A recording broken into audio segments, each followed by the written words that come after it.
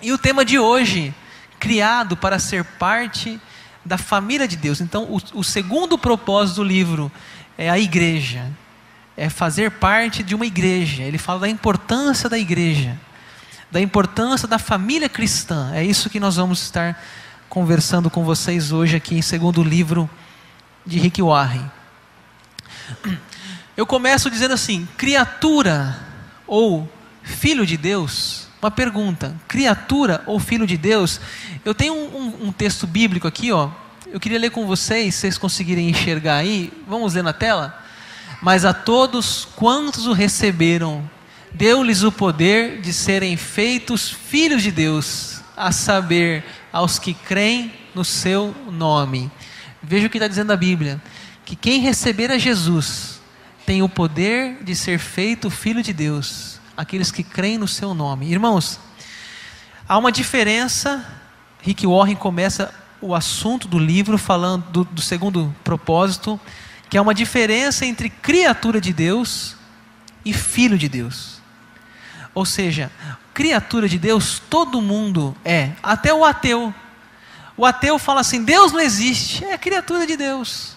É criatura porque Deus criou todo mundo. Até aquele que fala assim: Deus é uma invenção humana. Ele também é criatura de Deus, não deixa de ser.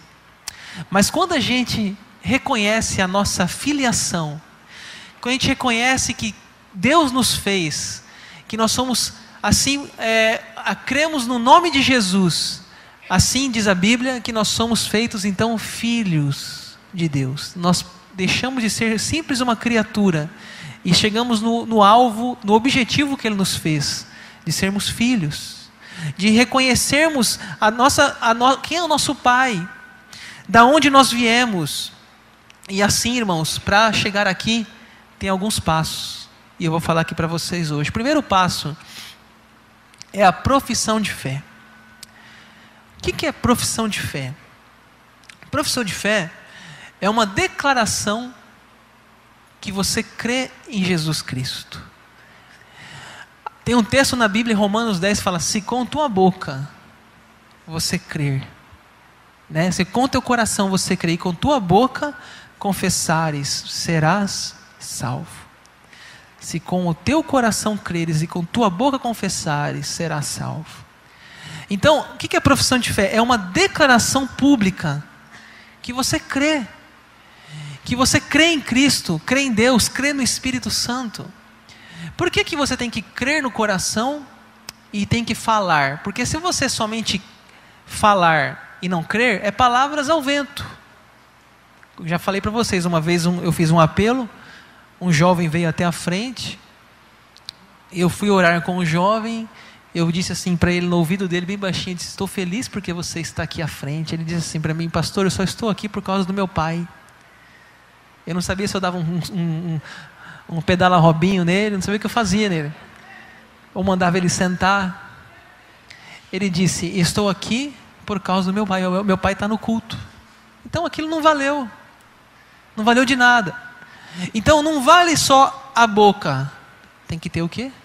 O coração, tem que crer, a fé lá dentro, algo interno, algo na mente. Mas não basta só na mente, tem que sair na boca.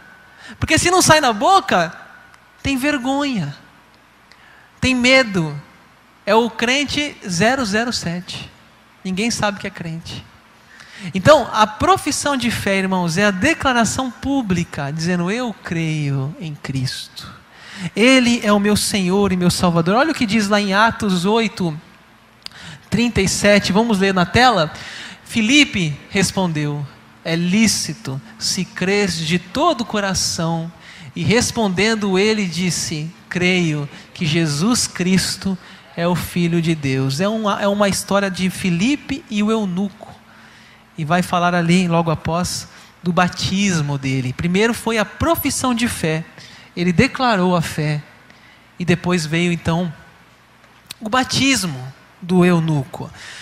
O que é o batismo então? É mais um passo que você dá na sua vida para que você cumpra o que está lá, a diferença da criatura e de Filho. Então, o batismo, o que é o batismo? O batismo é um sinal, é um símbolo, a água. É um símbolo visível, de algo invisível. Algo que você não consegue entender. É algo muito grande, é um sinal espiritual. Porque foi o próprio Jesus que falou para a gente batizar. Olha, vamos ler lá Mateus 28, vamos ler na tela? Ide, portanto, fazei discípulos de todas as nações, batizando-os em nome do Pai e do Filho e do Espírito Santo. Então, irmãos, o batismo é o quê? O batismo, ele tem um significado muito profundo. Você lembra daquela conversa entre Jesus e Nicodemos, que está lá registrada no Evangelho de João, capítulo 3, que Jesus falou assim, olha o que Jesus disse para ele: em verdade digo, quem não nascer da água e do Espírito, não pode entrar no reino de Deus. O que é nascido da carne é carne, o que é nascido do Espírito é Espírito. Não te admires de eu dizer, importa nascer de novo. Ele fica em dúvida, ele fala assim, mas o que é nascer de novo? Ele fala, será que eu tenho que entrar na barriga da minha mãe? E aí o Jesus fala assim, é nascer da água. Nascer da água, é um novo nascimento. Então, irmãos, o que é o batismo? O batismo é uma limpeza. Aquela água é uma lavagem, é uma purificação de pecados, da velha vida para a nova vida.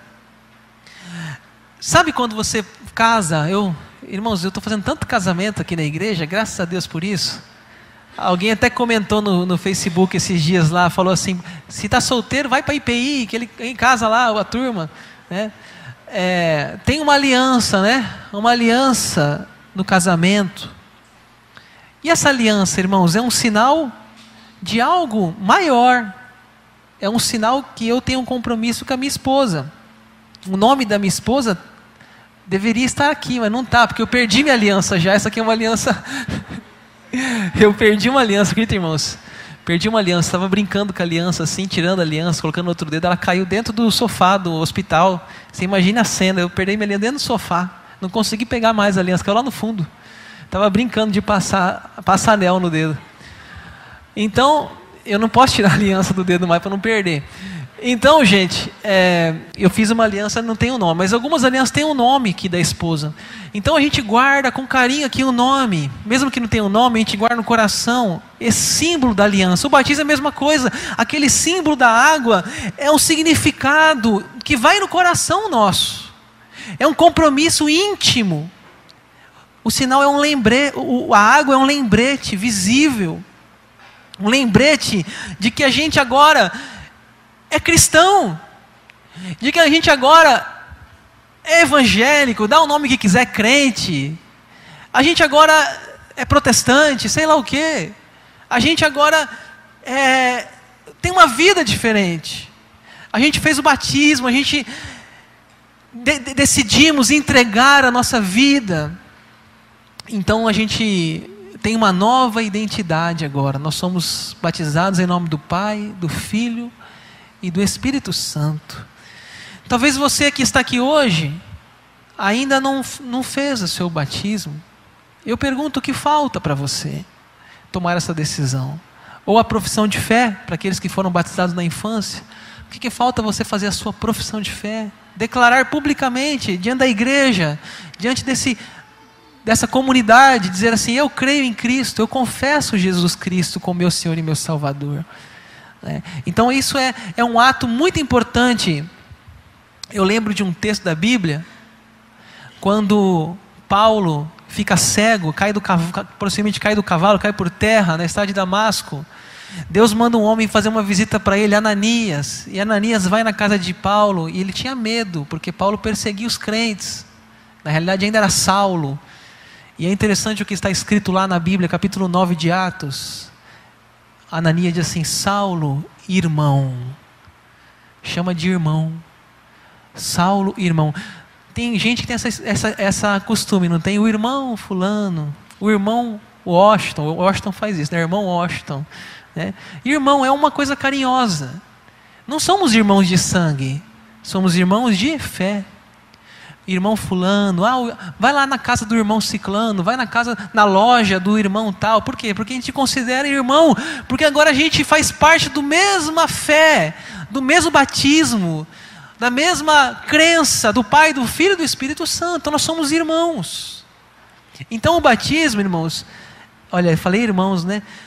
É um costume nosso, chamar de irmão, ou irmã, né? É um costume bonito, porque é uma família da fé. Então quando você se batiza, agora você faz parte do que a gente chama do corpo de Cristo. E você agora então vive numa comunidade. Estou meio gripado esses dias, desculpa. Essa mudança de clima, né? Essa variação, calor, frio. Então agora você faz parte de uma comunidade. Acho que vou precisar de um pouco de água hoje. Tem aí, Bel? Ó, romântica, hein, gente? Romântica, hein?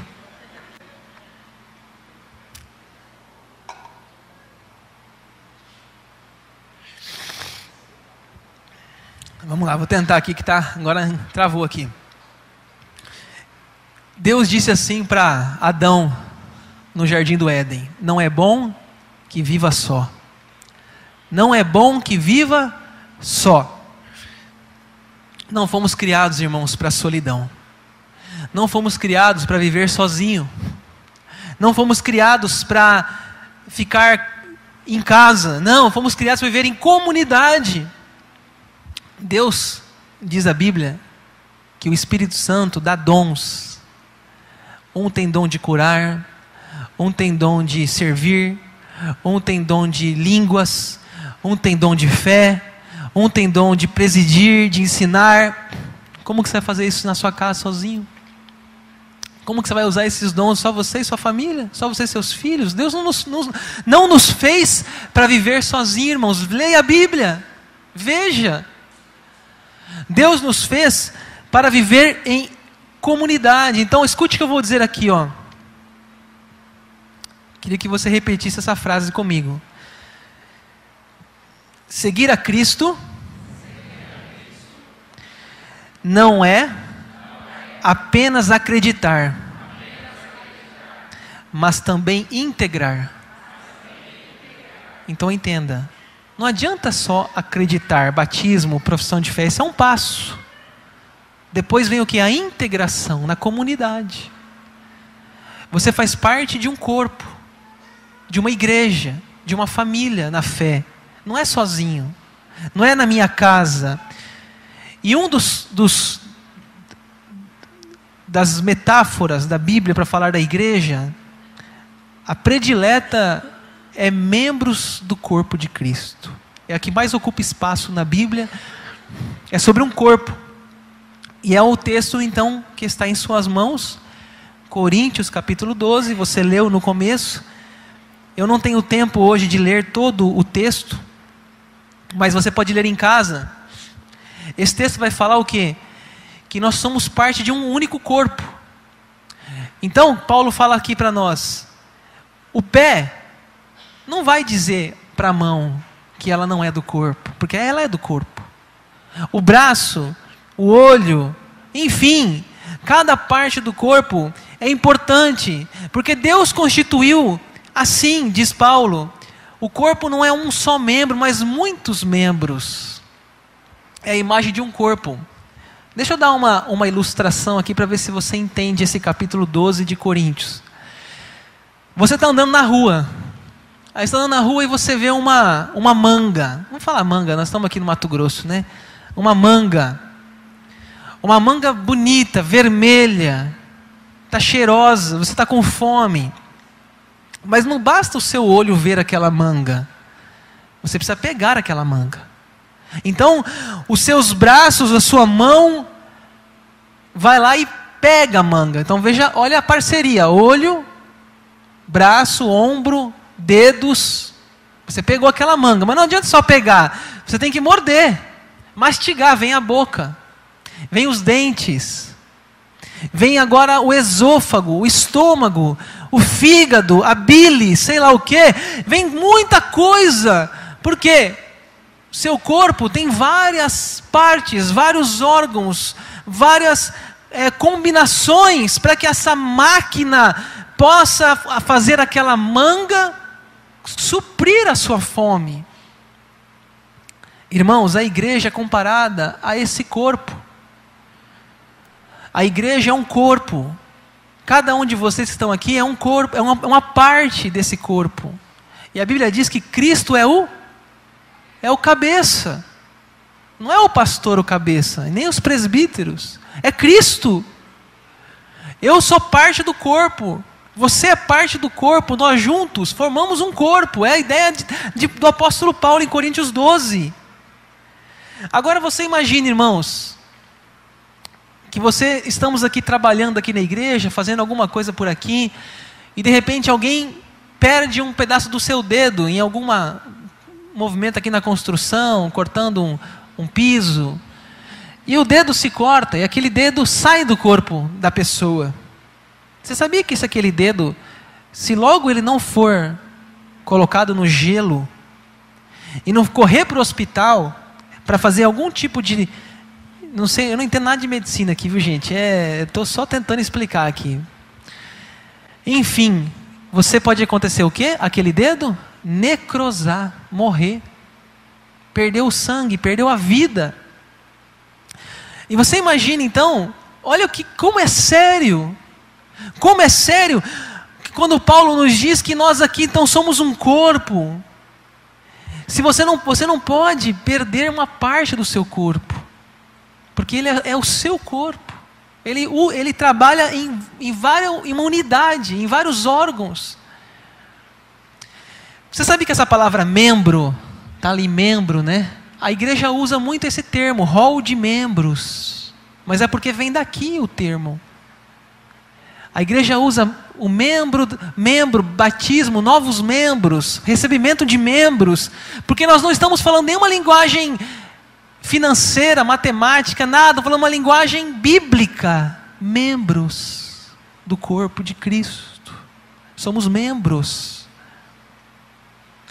Então, irmãos, essa palavra membro, ela foi perdida. Ela foi... hoje tem empresas que acham que fazem promoções para os seus membros. Clubes, descontos. Os membros da marca tal, da marca... Enfim, vai ter desconto. Mas, irmãos, essa palavra não é do mercado secular. Essa palavra é bíblica. Membro da igreja, membro do corpo de Cristo. Essa palavra foi esvaziada. Foi esvaziada. É muito profunda. Não é um desconto. Não é nada disso. Assim, Paulo diz que somos conectados. Somos membros um dos outros. E eu queria falar com vocês, irmãos, a importância da igreja. Nós temos visto hoje um movimento criticando a igreja. Pessoas comentando no Facebook, nos YouTubers, sei lá o que, e nas conversas, um movimento assim, a igreja é desnecessária. Você pode ser crente na sua casa. Você pode servir a Deus no YouTube, lá assistindo um culto na sua casa. Irmãos, isso não é bíblico. Não é correto. Temos que resgatar nessa noite aqui o valor da igreja em nossos corações, irmãos. O corpo de Cristo, a unidade da igreja, a comunhão da igreja. É por isso que um dos primeiros sintomas de uma pessoa que está em declínio espiritual é ela começar a faltar nos cultos. O primeiro sintoma de uma pessoa que está em declínio espiritual é começar a faltar nos cultos. Ela começa a faltar, daqui a pouco ela já não vem uma vez por mês, depois ela vem uma vez no semestre, vem uma vez no ano. E aí quando você vai procurar, ela diz que não, está tudo bem, mas não está. Tem coisas acontecendo. Irmãos, estou dizendo da regra, não estou dizendo das exceções, motivos de saúde, não estou falando sobre isso, estou falando de regra. Pessoa que está saudável, está com saúde, para de vir na igreja. Estou falando da regra. Então, Às vezes a gente vai desanimando, vai fugindo, vai se escondendo, e assim começa a desmoronar toda a vida espiritual. Toda a vida espiritual. E é interessante, quando a pessoa está em pecado, quando a pessoa está escondendo alguma coisa, ela acha que, ou quando ela está passando por um problema, ela não vai na igreja, porque ela acha que ela não está bem para ir na igreja, e nessa hora que ela tinha que vir. É o contrário, quando a gente está mal, aí que a gente tem que ir. Ah não, pastor, não estou bem não, hoje não vou não, eu tive um problema lá no trabalho. Aí que você tem que vir, gente, porque aí que a palavra vai encontrar o seu coração, e aí que você vai chorar nos louvores, aí que Deus vai consolar a tua alma com as orações. Mas a gente se afasta, a gente acha que não estou bem para ir na igreja, e você vai se escondendo. Irmãos, olha essa frase de Rick Warren, fantástica. A pessoa que diz não preciso da igreja é tanto arrogante quanto ignorante. Está no livro de Rick Warren. Vou repetir. A pessoa que diz eu não preciso de igreja é tanto arrogante quanto ignorante. Por quê? Porque ela acha que ela pode viver sem o corpo. Ela acha que ela é tudo, ela é tudo. Ela é o pé, ela é a mão, ela é o braço, ela é tudo. Ela esquece que Deus colocou cada um no seu lugar. E Deus nos fez tão diferentes, com tantos dons. A Bíblia, irmãos, diz que você sem uma igreja é que nem um órgão sem corpo. É que nem uma ovelha sem rebanho. É que nem uma criança sem família. Então, a igreja é importante. Ah, pastor, mas onde que diz a Bíblia isso? Eu falo para você, Efésios 5:27, que Paulo diz que Jesus morreu para apresentar a igreja gloriosa, sem mácula, sem ruga, ou coisa semelhante, santa e sem defeito. A Bíblia diz que Jesus amava tanto a igreja, que Ele morreu por ela, e é um exemplo para os maridos, lá diz, que os maridos também devem amar a esposa, como Cristo amou a igreja. E igreja, irmãos, não é uma pessoa, igreja é uma comunidade. Igreja é um grupo, não é um. Mas hoje tem essa ideia aí em alta hoje. Para que igreja? Né? Eu não consigo entender, alguém chega para Jesus e fala, Jesus, eu te amo. Mas a tua esposa, a tua noiva, eu não gosto dela. Tua noiva de Cristo, a igreja. Eu não consigo entender isso. Livros sendo escritos hoje, falando, por que sair da igreja? Os desigrejados. É gente machucada. É gente ferida. É gente decepcionada que escreve isso. Porque é gente que foi curada. Porque é gente que foi tratada. É gente que crê em Cristo e deixa o Espírito trabalhar no coração, sabe o valor de uma igreja em sua vida. Ouça, diz Apocalipse, ouça o que o Espírito diz à igreja, não é uma pessoa, a igreja. A igreja. Eu não entendo. Cristo diz que Ele é o cabeça da igreja. Imagine alguém falar, Jesus, quero sair contigo, Jesus, hoje. Mas só com sua cabeça, deixa o corpo para lá. Imagine, você ir no shopping com a cabeça da namorada. Você não gosta da igreja? É o corpo. Você acha que a igreja está ultrapassada? Quando nós depreciamos a igreja, desprezamos a igreja, reclamamos da igreja, esquecemos que Jesus deu a vida dele pela igreja. Tem uma música do Fernandinho, depois vocês podem pegar no YouTube, eu ia até passar aqui, mas como hoje já teve algumas coisas no culto, homenagem, eu falei não vai dar tempo, vamos ter a ceia. Mas essa música, escute ela em casa. Essa música ela fala assim, que vale mais um dia em tua casa, do que 1000 em outro lugar. E entra uma hora lá que entra um rapper. E é muito lindo. Esse rapper fala assim, ó, eu não vou fazer rap aqui não, tá? né? Até que eu poderia, né? Mas não vou. Colocar um boné para trás, hein? Olha o que diz o rapper: firme na rocha, pois sobre a rocha o Senhor estabeleceu a sua igreja. O que Deus quer é que o mundo veja a sua vida em comunhão e sua noiva resplandeça. Membro fora do corpo acaba morrendo. Amputado e condenado é questão de tempo. Ser cristão é ser igreja a todo momento, pois ele vem buscar seu povo e não um desatento.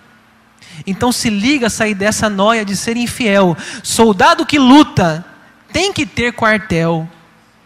Essa conversa de Deus sim, igreja não, é coisa de mente fraca, é ideia do cão.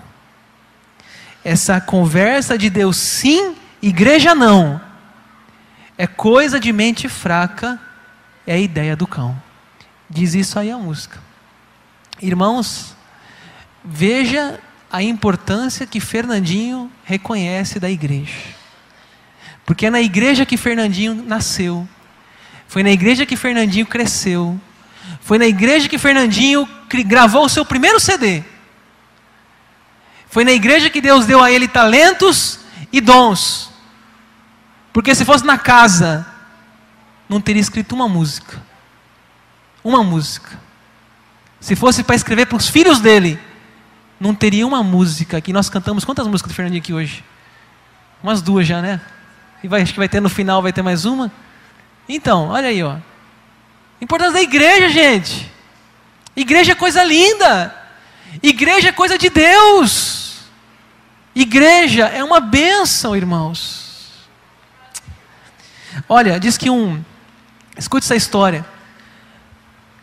Diz que uma pessoa que estava meio desanimado com a igreja, estava conversando lá com um cristão, e falou assim: não sei porquê, faz 30 anos que eu vou na igreja. Não sei para quem na igreja, 30 anos que eu vou na igreja. Se me perguntar o que o pastor pregou domingo passado, eu não sei. Se me perguntar o que o pastor pregou 2 domingos, eu não sei. Eu não sei para quem na igreja. Aí o cristão falou: peraí, você sabe o que você jantou ontem? Não lembro. Você sabe o que você almoçou ontem? Não sei. E você sabe que nesses 30 anos, se você não tivesse almoçado e jantado, estava morto já? Verdade, pois é. Talvez você não sabe, mas nesses 30 anos, cada sermão, cada célula, cada louvor, cada culto, cada conversa espiritual foi o que te deu a fé, a condição espiritual de chegar até aqui hoje, meu irmão. A importância da igreja, gente. Você sabe que uma pregação como essa, gente, ou como qualquer outra, pode transformar uma vida. Uma pregação tão simples como essa pode tocar no íntimo de uma pessoa e libertar de vícios de séculos. Porque, irmãos, quando a Bíblia é aberta, a Bíblia é lida, é explicada, a atuação do Espírito Santo se faz eficaz. Diz a Bíblia que a palavra não voltará vazia. É como uma espada de 2 gumes. Outra ilustração que eu posso falar para vocês aqui é que um pastor foi visitar um membro da igreja e ele estava meio afastado da igreja, meio distante. E era uma cidade muito fria, tinha uma lareira. E sem dizer uma palavra, o pastor pegou um pedaço de pau e tirou uma brasa que estava lá dentro. Tirou lá um pedaço de galho, tirou de fora. E aquela brasa, aquele pedaço de madeira começou a apagar-se. E foi apagando, apagando e ficou ali a madeira intacta, sem fogo. Então um membro afastado disse: pastor, não precisa falar mais nada. Domingo eu vou estar no culto. Domingo eu vou estar no culto. Por quê? Porque, irmãos, a brasa fora, ela se apaga. Vai esfriando. Não, eu vou ficar em casa hoje para assistir o culto. Daqui a pouco está no Fantástico. Esquece de Deus. Irmãos, domingo, meu pai sempre dizia para mim: Daniel, domingo é dia de igreja. Esquece outra coisa. É dia de igreja. Não, pai, vai ter um futebol. Não é nada de futebol, Daniel. Domingo é dia de igreja. Meu pai não era pastor, não. Era um irmão da igreja, um membro, um presbítero. Mas ele valorizava o culto. E ensinou os filhos a irem no culto. Dizia, pai, não, pai, mas eu quero ir na casa de um amigo. Não, Daniel, vai na casa do amigo sábado. Vai sexta, vai quinta, domingo é dia do Senhor. E ponto. E eu agradeço, irmãos, pelo meu pai na minha vida. Porque foi ele que me ensinou na fé. E a gente tem que entender essa... Hoje a gente fala assim, eu vou na igreja. Aí chega um amigo lá em casa, eu não vou mais. Como que eu vou na igreja? Chegou um amigo, meu amigo, leva junto. Ou fala, companheiro, hora do culto. Sinto muito, vem amanhã. Não dá para negociar, gente. Porque você começa a negociar, você começa a esfriar. E perde o hábito. E daqui a pouco você passa 1 domingo, 2 domingos, 3 domingos, 4 domingos. E você já nem vai mais. Vira comum, vira normal. E claro, tem muita coisa legal para você fazer. Mas eu digo para você que não vai ser a mesma coisa que você está aqui. Porque aqui é um ambiente, irmãos, que a gente dedica para Deus. Para falar das coisas do céu, das coisas do alto. Nós temos que ter, irmãos, gratidão à igreja. Eu sou grato à igreja. Não estou falando igreja IPI, Rondonópolis. Igreja, qualquer denominação, qualquer lugar. Eu sou grato porque foi na igreja, irmãos, que eu conheci a minha esposa. Foi na igreja. Cadê? Coraçãozinho, né, turminha, né? Foi na igreja que conheci ela, irmãos. Olha que bênção.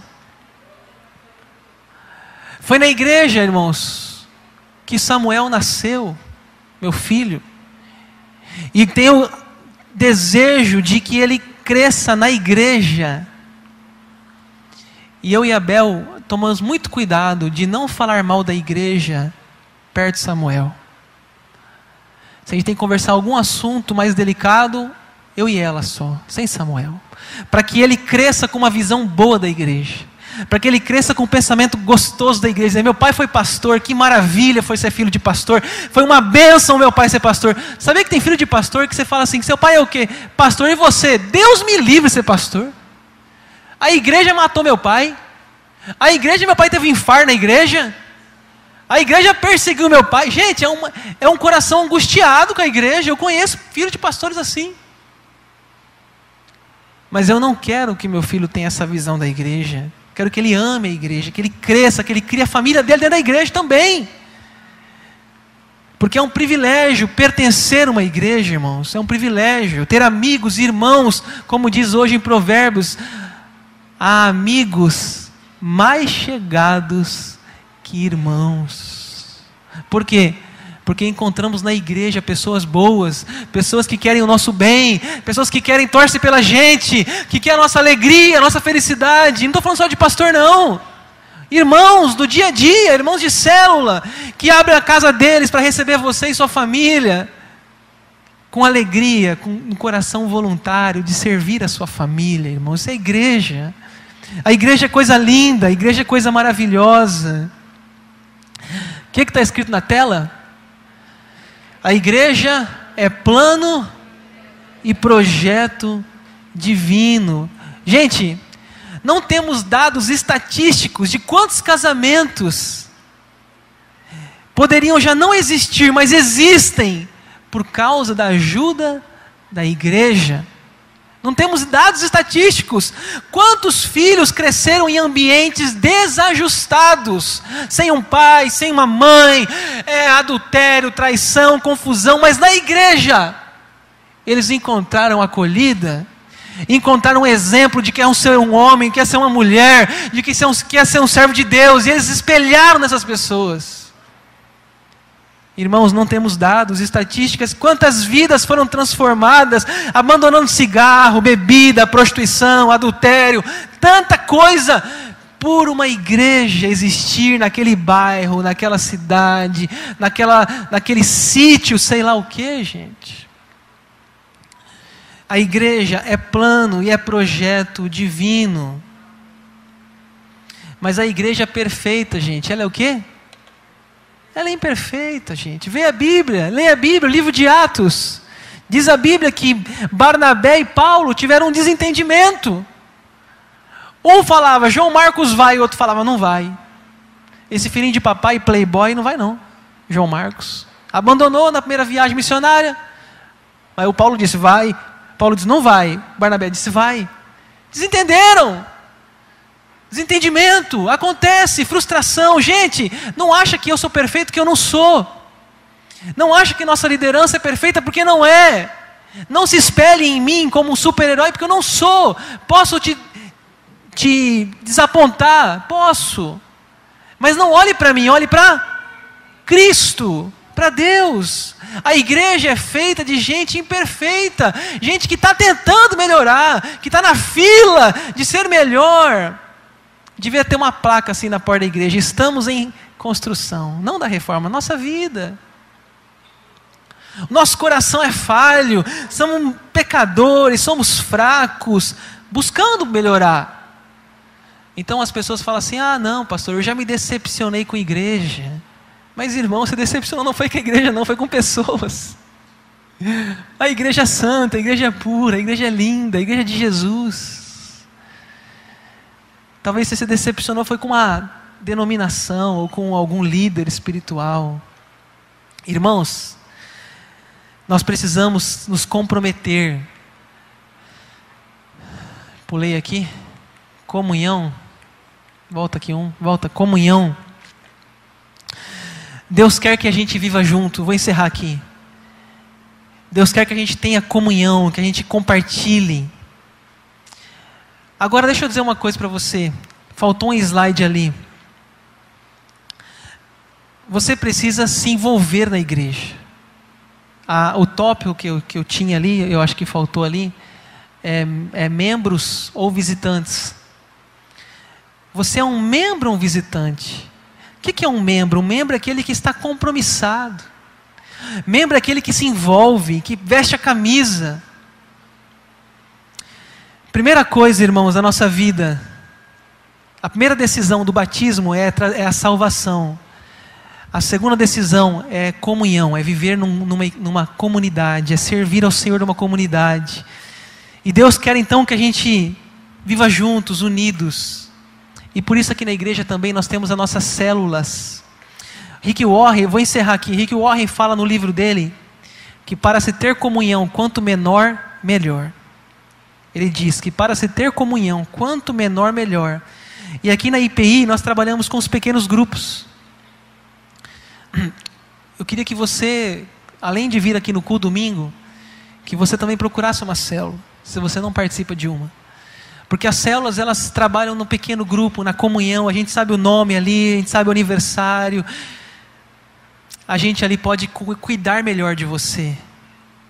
Porque aqui talvez vocês vão terminar o culto, vão embora rápido. Na célula a gente tem um lanchinho, um refrigerante, bate um papo. E a gente pode cuidar melhor das pessoas nos pequenos grupos. Eu encerro com o tema da mensagem, criado para ser parte da família de Deus. Rick Warren diz, primeiro propósito nosso, qual que é? Primeiro propósito do livro, agradar a Deus. Segundo propósito do livro, fazer parte da família de Deus. Semana que vem nós vamos para o terceiro propósito. Amém?